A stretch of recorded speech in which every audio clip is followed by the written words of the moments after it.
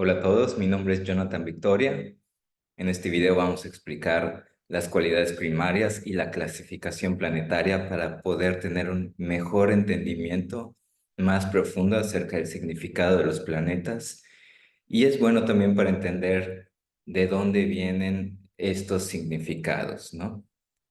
Vamos a ver lo que es la clasificación planetaria, que básicamente se clasifica en tres puntos, pero antes de entrar en ese tema me gustaría enseñarles lo que es las cualidades primarias, ya que son muy importantes a la hora de la interpretación. Existen prácticamente cuatro cualidades primarias. Dos son activas y dos son pasivas. ¿Qué quiere decir esto? Que todo surge de estas cualidades primarias, que es una dualidad, ¿no?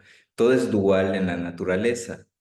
Entonces, si tenemos que la existencia del sol brinda el calor, por ende también va a existir el frío, que el frío no es otra cosa que la ausencia del calor. Estas dos son las cualidades activas.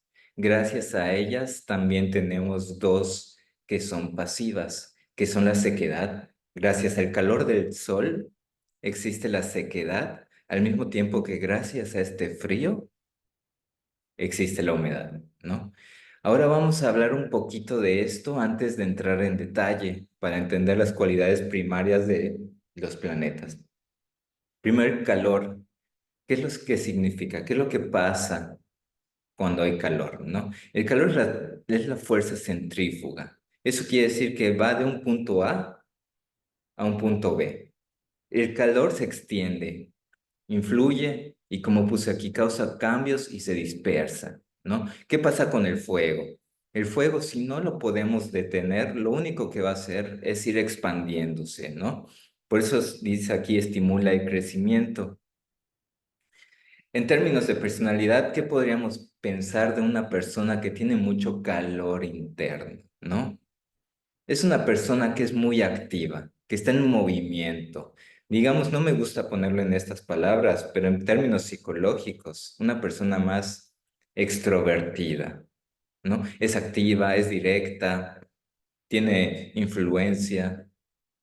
Por el otro lado tenemos el frío, que, como dijimos, en el calor es la fuerza centrífuga. En el frío es la fuerza centrípeta, que quiere decir que va hacia adentro.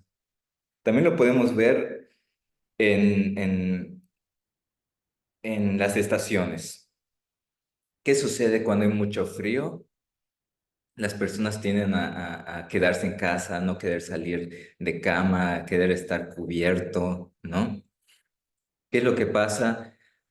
Si tenemos que en el calor es la extroversión, la fuerza de influir activa del movimiento, en el frío es la fuerza de contracción.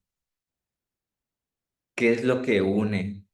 El frío es importante porque aporta estabilidad, calma, quietud. Es importante que existan las personas introvertidas, porque son las personas que tienden a ser más objetivas, ¿no? A tomar decisiones con más calma, a tomarse las cosas también de manera más, digamos que, controlada, ¿no? Al mismo tiempo tenemos las pasivas, que son la humedad y la sequedad, ¿no?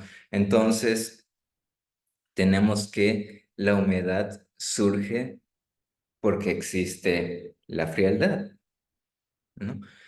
La humedad y la frialdad se relaciona más a lo femenino y el calor y la sequedad a lo masculino. Si pensamos en los órganos sexuales, los órganos masculinos tienden a ser calientes porque son externos y secos, y los femeninos tienden a ser internos y húmedos.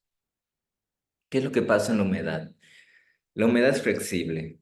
Hay lugares donde hay tanta humedad, donde puedes ver cómo puede permear a través de las paredes, y es cuando vemos la pared mojada, ¿no? es pasiva, es productiva, busca conectar, ¿no? En términos psicológicos, está interesado en entender, en conectar, en proteger, ¿no? Por eso la luna se le atribuyen eh, significados maternales, ¿no? Porque la humedad es la que nos protege de los rayos del sol, ya que los rayos del sol, si no existiera la humedad, terminaríamos achicharrados, ¿no? Serían muy fuertes para nosotros y no podría haber vida en la Tierra. Gracias a la humedad tenemos este manto que nos cubre y nos protege y gracias a eso también puede haber fertilidad, ¿no? Por eso se le atribuyen tales características. Digamos que, ¿qué pasa con una persona que tiene tanta humedad dentro de sí mismo? Puede llegar a ser una persona que es tan pasiva que a lo mejor y no encuentra límites, que puede llegar a ser una persona desordenada, que no tiene mucha disciplina o descuidada de sí mismo, importándole más muchas veces las otras personas que uno mismo, ¿no? Ahora, por el lado de la sequedad, tiene que ver también que cuando digamos que la cualidad activa es el calor, mucho calor tiende a la sequedad, como cuando tenemos la ropa y buscamos que le lleguen los rayos del sol para que seque, ¿no? En sí misma tiene que ver con la estructura. Imagínense que la humedad es esta agua que va, digamos que si no tuviera una sequedad, es el agua que va sin rumbo. Y cuando le ponemos esta estructura, le podemos dar dirección, ¿no?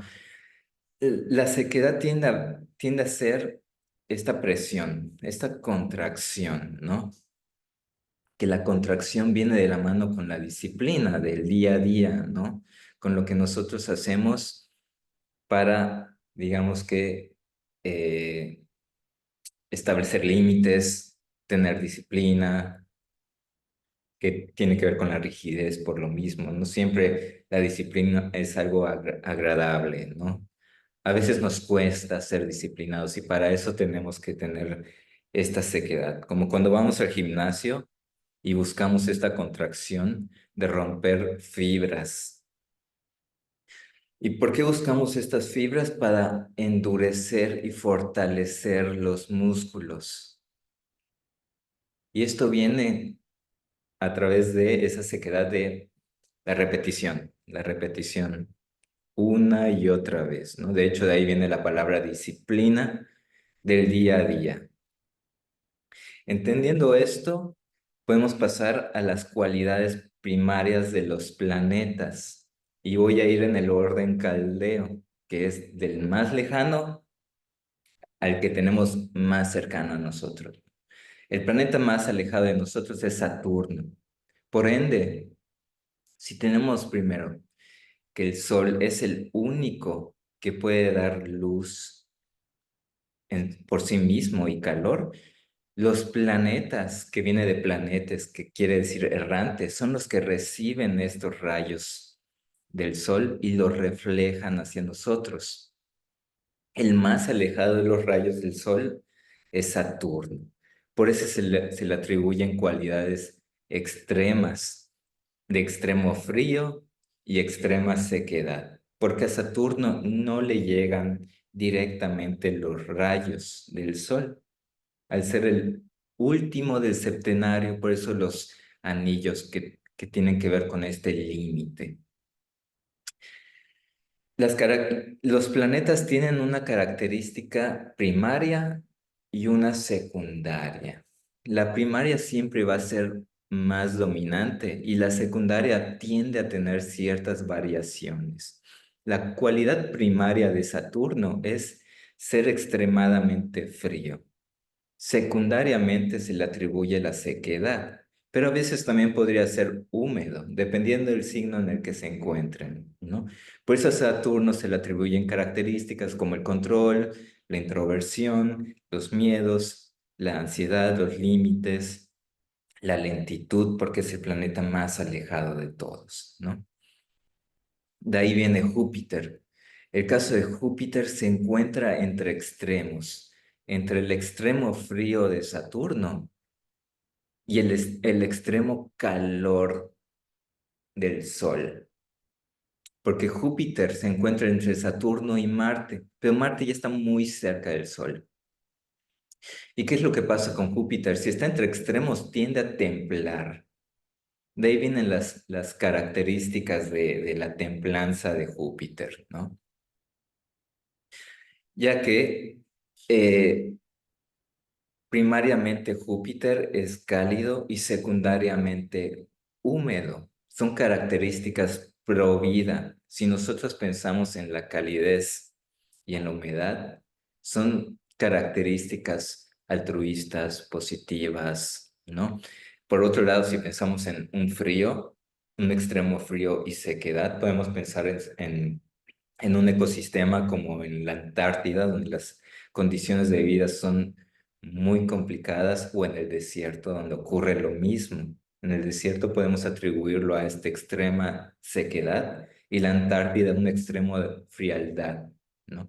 Que vendría siendo el caso, por ejemplo, de Saturno, ¿no? Y en el caso de los desiertos, como pensando en Marte, solo para tener una analogía. Volviendo a Júpiter, que se encuentra entre estos extremos, él tiende a templar, a agarrar estas dos características y a hacer algo ecuánime. Por eso la naturaleza principal de Júpiter es la calidez, la secundaria es la humedad, ¿no? Se le atribuyen de ahí características como la bondad, el valor, la flexibilidad, la generosidad, ¿no? Es el que tiende a equilibrar extremos, ¿no? Después de Júpiter tenemos a Marte, que Marte se encuentra demasiado cerca del Sol y por eso se le atribuyen las características de ser extremadamente caliente y seco. Aquí pensando de nuevo en este ecosistema, el desierto, ¿no? Donde la vida hay vida, pero es muy difícil que pueda existir, por ejemplo, mucha vegetación, ¿no? Y la vida que hay ahí ya se ha adaptado a través de, digamos que características muy extremas, ¿no? Como los cactus, por ejemplo. Si pensamos en Marte, de ahí vienen estas características de la actividad, del dinamismo, la fuerza, la lucha, la guerra, porque es mucho el calor, mucha la actividad, como habíamos dicho, ¿no? Estos tres son los planetas que están por encima, por eso se llaman planetas superiores, porque están por encima de la órbita del Sol, que como había dicho, el Sol es el único que da luz y ellos solo nos muestran este reflejo, ¿no? Después tenemos al Sol. El Sol es el astro rey. Es bueno recalcar que el Sol es mucho más grande que todos los planetas. Si pusiéramos un ejemplo, podríamos pensar en el Sol como si fuera un melón y los planetas como si fueran uvas. Entonces, ¿qué pasa si lo ponemos en una hoja de papel? El melón va a ser una curvatura en esta hoja y los planetas y estas uvas, digamos, van a quedar atrapadas por la masa del Sol, que giran y girando alrededor de él, ¿no? Entonces, el Sol tiene que ver con cualidades de calor y secundariamente la sequedad. El Sol lo podemos ver como el dador de vida, de inteligencia, de esta conciencia. Sin el Sol no podría haber existencia, por eso vivimos en el sistema solar. Luego tenemos a los planetas inferiores, que son los que están más cercanos a la Luna y por ende tienden a ser más fríos. Mientras más alejados del Sol estén, más fríos van a estar. Mientras más cercanos a la Luna, lo mismo va a ocurrir. ¿Qué pasa con Venus? Venus está cerca del Sol, pero al mismo tiempo al ser inferior, también está cerca de la Luna. Y ocurre lo mismo que con Júpiter, que tiende a templar características. Por eso a Venus se le conoce en la tradición como un planeta benéfico, como el pequeño benéfico, y Júpiter es el gran maléfico, digo, el gran benéfico, perdón, porque Júpiter es más grande y es superior al Sol, y Venus se encuentra inferior a la órbita solar. Por eso pero en el caso de Júpiter, la característica primaria es el calor. Y en el caso de Venus, la característica primaria es la humedad seguido del calor, ¿no? Entonces, si tenemos que la humedad tiende a ser más relacionada a la empatía, a Venus lo podemos asociar con la tranquilidad, la relajación, el gusto, la moderación. ¿No? Luego tenemos a Mercurio. En el caso de Mercurio, él es como el camaleón de los 7 planetas. Él se va a adaptar de acuerdo a quién se junte. Entonces, es muy peculiar las características de Mercurio. Pero si lo pudiéramos tener como que no, sus características, digamos que son fijas y no varían tanto, podríamos pensar que Mercurio es, porque está muy cerca del Sol, es seco. Y esa es la cualidad principal de la mente, la objetividad, el ser frío y seco. ¿Qué pasa cuando hay humedad? Por ejemplo, cuando queremos ver bajo el agua, es más fácil ver cuando el agua está tranquila que cuando hay mucha, ¿no? En este caso, cuando hay mucha humedad, porque tienden a ser las personas que se dejan llevar más por las emociones que por la razón. Entonces es importante ver cómo está el Mercurio dentro de esta carta, qué cualidades primarias tiene para saber cómo es nuestra forma de razonar, de pensar, ¿no? Pasa algo muy interesante con la luna. Habíamos dicho que si el sol es el astro masculino que tiene que ver con el calor, la sequedad, la luna es lo femenino que tiene que ver con la humedad, con lo frío. La humedad es lo que nos protege, ¿no? El frío es el que nos lleva hacia adentro y es un factor femenino. Entonces, la cualidad primaria de la luna es la humedad. Secundariamente es la frialdad, pero aquí me gusta mucho eh, esta frase, esta cita de Al-Khabisi, que es un astrólogo medieval, que dice, algunas personas dicen que la luna, desde su conjunción con el sol hasta su primer cuarto, su cualidad principal será la humedad. Esto quiere decir luna creciente. Desde la mitad de su crecimiento hasta la luna llena será caliente, porque está recibiendo los rayos del sol. De la luna llena hasta la mitad de su fase menguante será seca, porque ya pasó del calor y se está secando. Y de la mitad de su fase menguante hasta la luna nueva será fría su cualidad, porque ya secó y ya está enfriando. Esto lo podemos ver como la cualidad secundaria dependiendo de cómo está en qué lunación naciste. Ahora vamos a ver cómo se clasifican los planetas. Básicamente se clasifican en 3 categorías. La primera es género, la segunda es la naturaleza, esto quiere decir si es benéfico o maléfico, y en tercera es la secta, diurna o nocturna. Primero el género.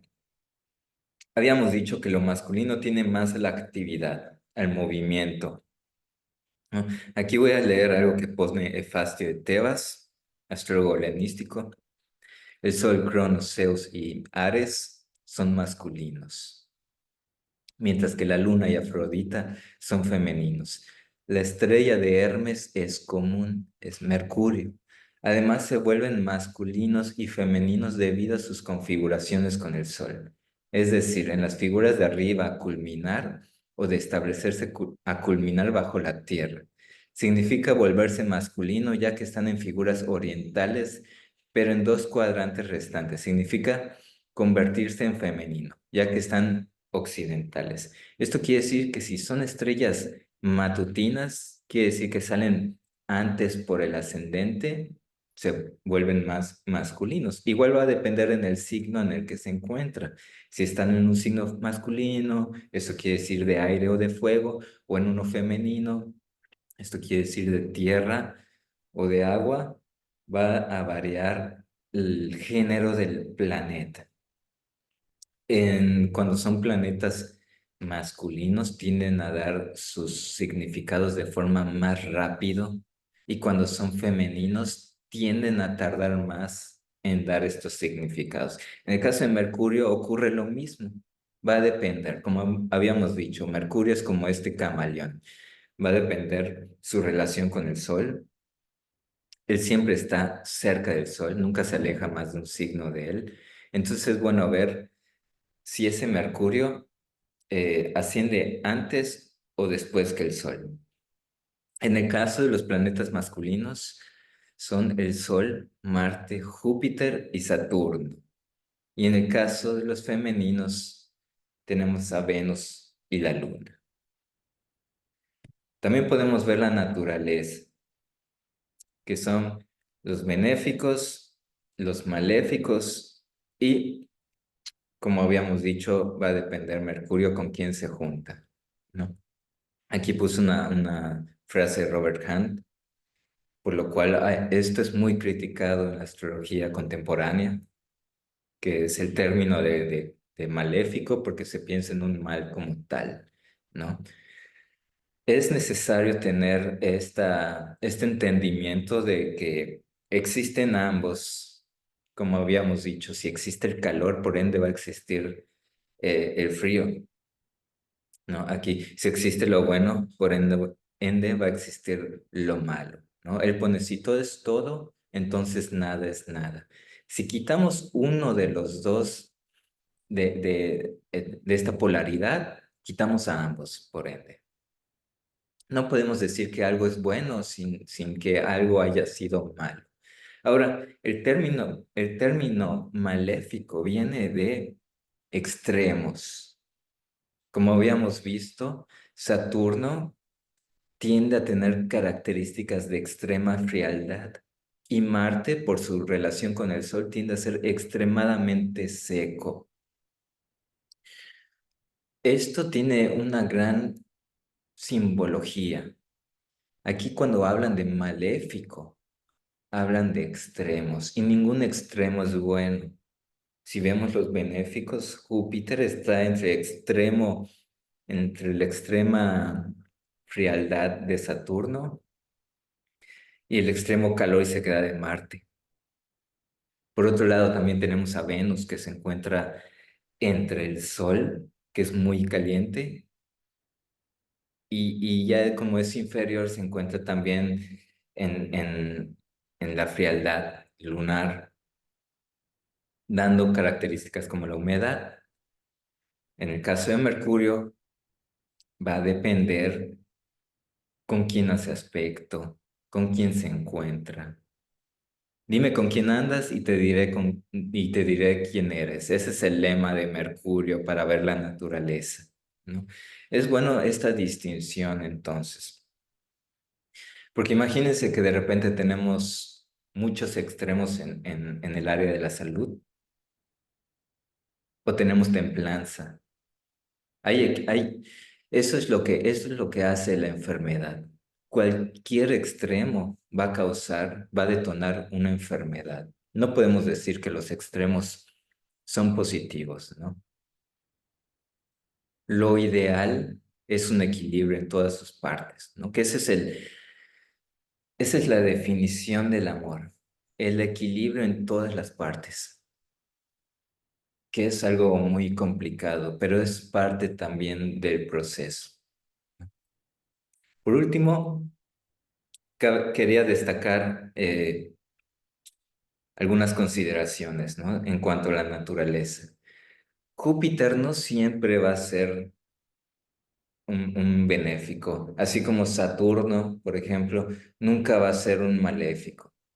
Esto va a depender de muchas otras consideraciones. Por ejemplo, el signo en el que está.